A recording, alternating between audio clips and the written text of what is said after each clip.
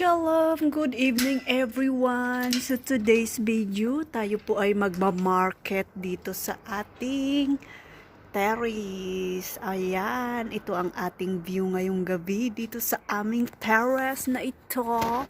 Alam niyo ba, ang ganda-ganda and it's very cold. Charot! Charot! You know what? Before, I'm always praying there. Before na may schedule po kami every morning ng 5 o'clock in the morning, prayer warrior. So, doon po ako umuupo doon sa my gate.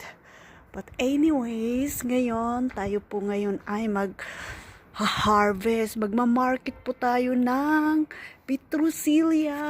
Petrosilya. So, ihahalo po natin sa salo. Hindi tayo natin makita. I'm so sorry. Hindi mo makita.